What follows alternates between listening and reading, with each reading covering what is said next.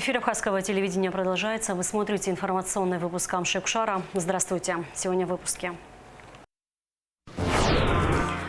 При поддержке главы государства в Новом Афоне идет капитальный ремонт спортзала. Торжественная церемония вручения паспортов гражданина Абхазии состоялась в Госкомитете по репатриации. Администрация Гагарского района передала городу Ачамчира специальную мусороуборочную технику.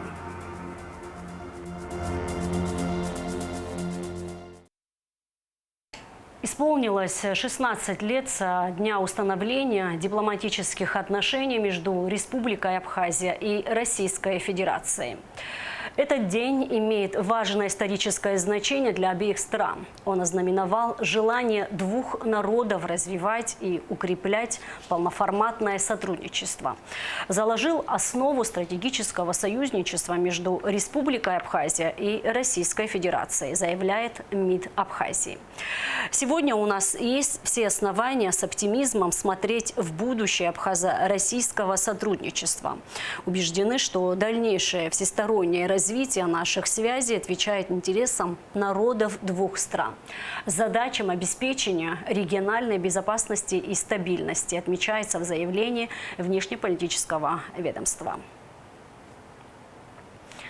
Парламент Республики Абхазия выступил с обращением к гражданам, ответственным должностным лицам и политическим силам республики.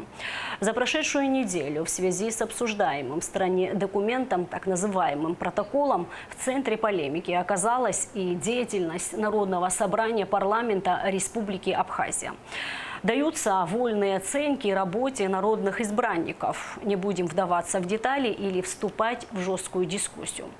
Парламент стоит и всегда будет стоять на страже национальных интересов граждан Республики Абхазия. Мы являемся проводниками их воли, надежд и чаяний, говорится в обращении. Депутаты заявляют о несоответствии действительности тезиса о том, что парламентом блокируются важные инициативы, направленные на развитие экономики и других сфер деятельности страны. Все, что полезно для нашей страны и для союзнических отношений, находит поддержку у депутатов. Мы нацелены на дальнейшее укрепление межпарламентского диалога и нашими коллегами из обеих палат Федерального собрания Российской Федерации, отмечается в обращении. В столице прошел выездной политсовет политической партии Амцахара. В заседании принял участие президент Аслан Бжаня, а также глава администрации президента Бисалом Каварджа, его заместители Зураб Каджая и Адгур Ашуба, вице-спикер Астамур Аршбан, депутаты парламента Астамур Герхелия, Беслан Эмурхуба, Тимур Шергеля, Алхас Барциц, Герман Качарава, главы администрации Чемчирского и Галского районов Беслан Беговава и Константин Пиля, члены Совета старейшин, общественность. В ходе политсовета обсудили текущую ситуацию в республике. Участники выразили поддержку нынешнему политическому курсу, проводимому действующей властью. Репортаж заседания смотрите в нашей программе сразу после новостей.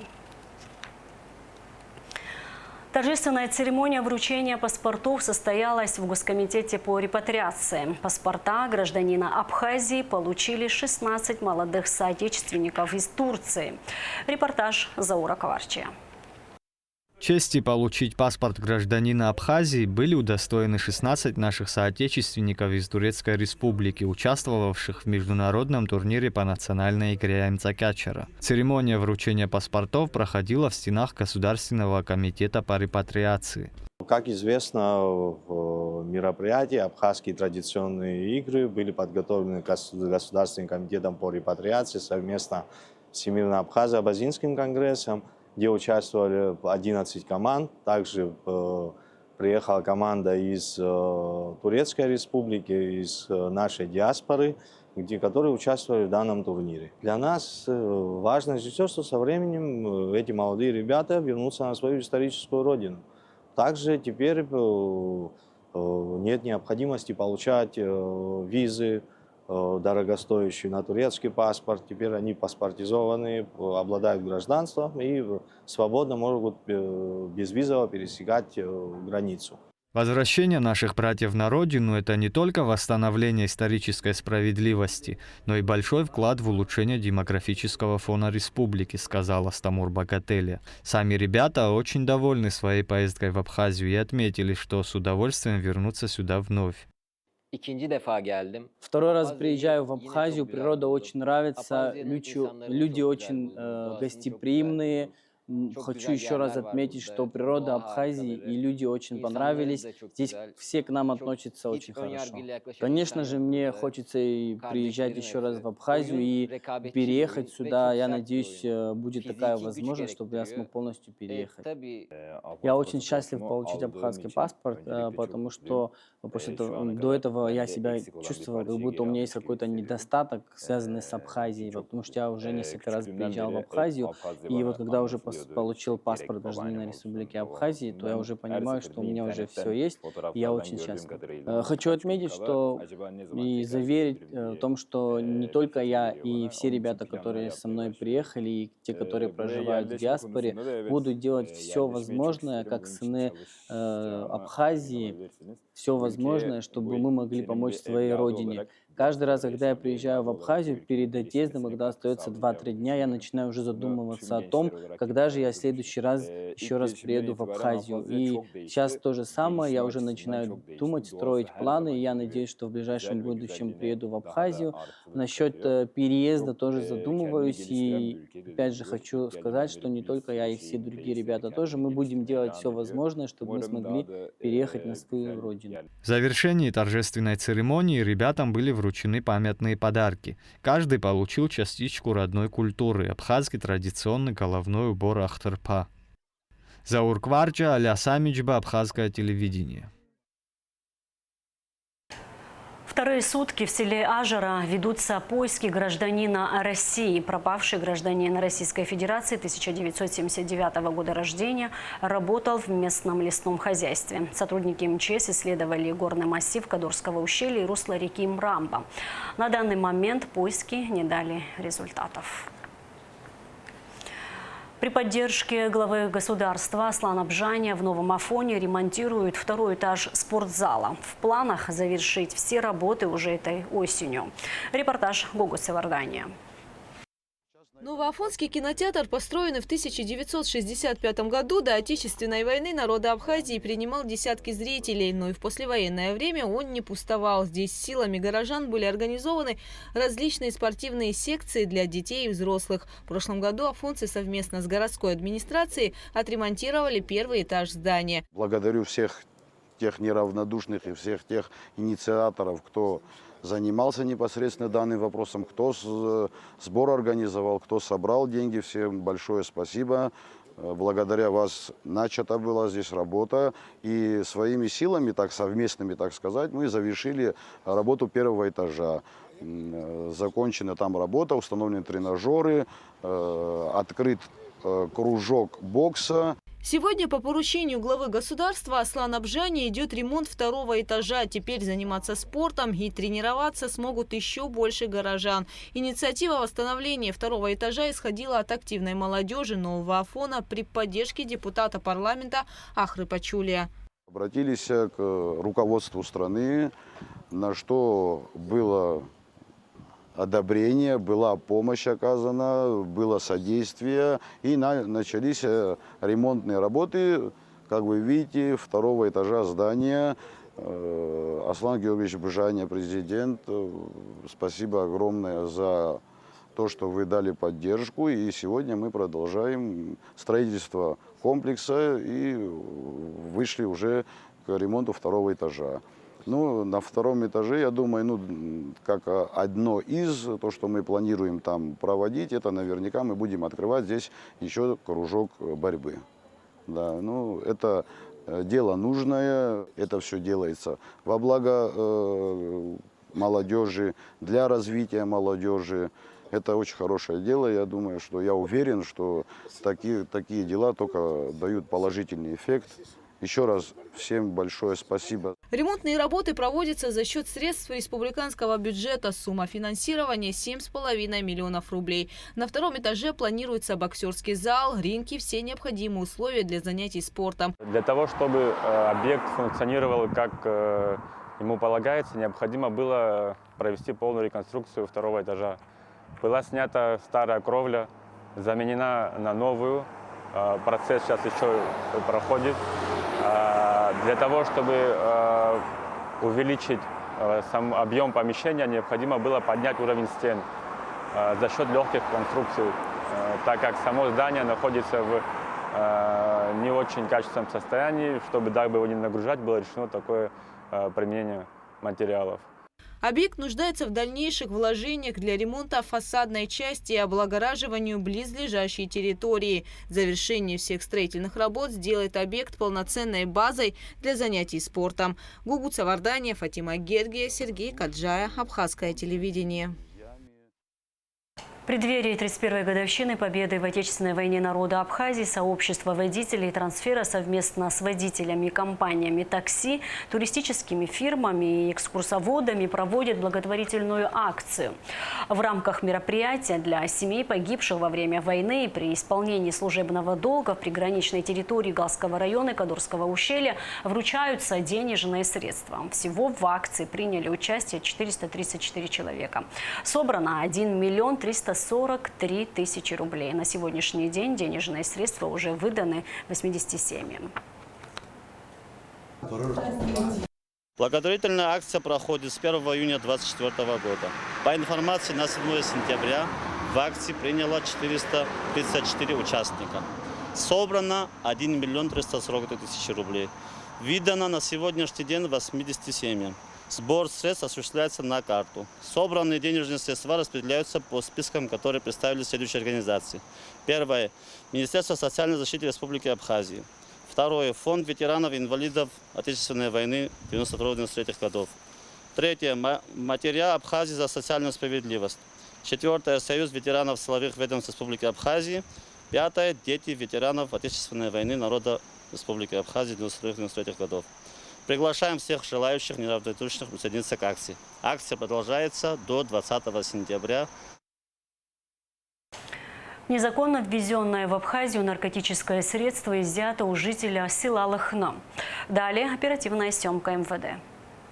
Жителю села Лахно Гудаутского района Хикуба Давиду Гаревичу 1985 года рождения предъявлено обвинение в незаконном приобретении, хранении, перевозке, а также ввозу наркотического средства в Республику Абхазия. Запрещенное средство метадон в медицинском шприце, которое задержанный спрятал в автомобиле, изъяли сотрудники уголовного розыска Цандрипского отдела милиции УВД по Гагарскому району при осмотре автотранспортного средства, остановленного после пересечения зоны таможенного контроля на КПП ПСОЛ. Гражданин Хикуба решением суда Гагарского района заключен под стражу. Расследование уголовного дела в отношении последнего проводит следственный отдел УВД по Гагарскому району.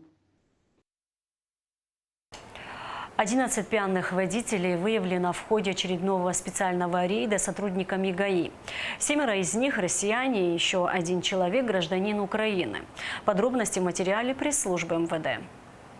Сотрудники госавтоинспекции продолжают специальные рейдовые мероприятия по выявлению лиц без права управления автотранспортом, нетрезвых водителей, а также тех, кто скрывает свое состояние, отказываясь от медицинского освидетельствования на предмет опьянения. Коглидзе Эдгар Зангурович, 1999 года рождения, житель Гудаутского района, управлял автомобилем в алкогольном опьянении без водительского удостоверения. Чакмачаглы Радик Назибеевич, 1983 года рождения, житель города Гагра, управлял автомобилем в алкогольном опьянении, повторно совершив данное правонарушение. Чураева Кания Сергеевна, 1987 года рождения, жительница Республики Башкортостан, управляла автомобилем в алкогольном опьянении. Чакрян Саак Сергеевич, 1979 года рождения, житель Гуларбского района, управлял автомобилем в алкогольном опьянении. Мещеряков Игорь Александрович, 1979 1962 года рождения, житель Республики Украина, управлял автомобилем в алкогольном опьянении. Борисов Антон Валерьевич, 1985 года рождения, житель города Сочи, управлял автомобилем в алкогольном опьянении. Потатуев Евгений Борисович, 1970 года рождения, житель Челябинской области, управлял автомобилем в алкогольном опьянении. Фахруддинов Ринат Наилевич, 1987 года рождения, житель Оренбургской области, управлял автомобилем в алкогольном опьянении. Леоненко Евгений Сергеевич, 1972 года рождения, житель города Санкт-Петербург, управлял автомобилем в алкогольном опьянении.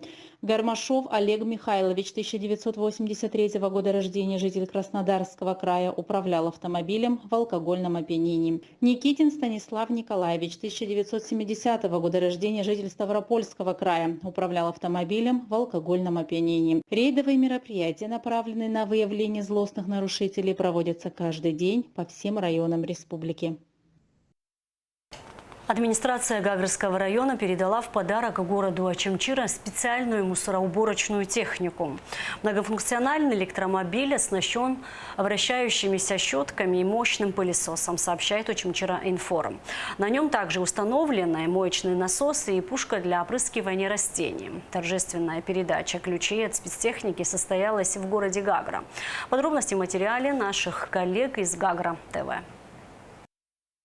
Ухоженный вид нашего района увеличивает привлечение сюда большего количества гостей, радует жителей, а также улучшает эстетический облик в целом. Автопарк управления городского хозяйства пополнился мусороподметальными электромобилями. Основной их функцией является уборка различных территорий от мусора и последующая ее поливка.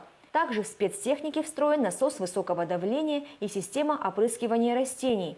Для закупа спецтехники из районного бюджета была выделена сумма в размере 4 миллионов рублей. Заместитель главы администрации Гагрского района Адемур Цышба отметил, что один электромобиль будет передан в дар Очимчирскому району. Администрация Гагрского района из собственных средств бюджета было приобретено 3 единицы мусороподметальных электромобилей на общую сумму 4 миллиона рублей. Договор был заключен еще в марте месяце, и мы ждали прибытия этих автомобилей к началу лета.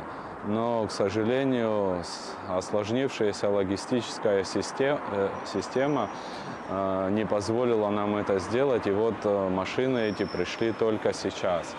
2 машины из них останутся в городе Гагра и будут обслуживать город. 1 машину мы передаем в дар городу Очимчира. Невозможно не отметить динамичное развитие Очимчирского района и города Очимчиры как курортно-туристического района. Это очень радует, и хочется поблагодарить еще и команду Очимчирского района во главе с Бесланом Владимировичем, пожелать им успехов и достижения поставленных задач. Гагрский район и в дальнейшем готов принимать активное участие в развитии восточной части Абхазии. Глава администрации Очимчирского района Беслан Беквава выразил благодарность администрации Гагрского района за предоставленный подарок. Также пожелал процветания и благополучия нашему району. Я хочу сказать следующее. Во-первых, выразить слова благодарности главе администрации Гагринского района Юрию Львовичу и всей его команде за подаренную технику. Она нам была очень необходима нашему району, потому что мы тоже благоустраиваем нашу набережную. Соответственно, теперь она у нас будет еще красивее, еще лучше, еще чище. Вы знаете, что хотел бы добавить? Мы перед тем, как сюда подъехали, выехали на набережную сюда, в Гагру, пообщались с людьми, как с местными жителями, так и с отдыхающими. Нам очень все понравилось. И отзывы людей, конечно же, очень впечатляют. Люди довольны изменениями, которые происходят в Гагре. Нам, нашей администрации, есть чему поучиться, есть к чему стремиться для того, чтобы улучшить качество жизни наших граждан. Хочу пожелать гагринцам добрых дел, крепкого здоровья, чистого неба, и чтобы каждый день приносил радость и веселье. 9 по 14 сентября в Абхазии состоится 10-й международный фестиваль «Органные вечера в Пицунде». В эти дни в Государственном концертном зале Пицунского храма выступят известные музыканты из Абхазии, Беларуси, России и Японии. А сейчас прогноз погоды.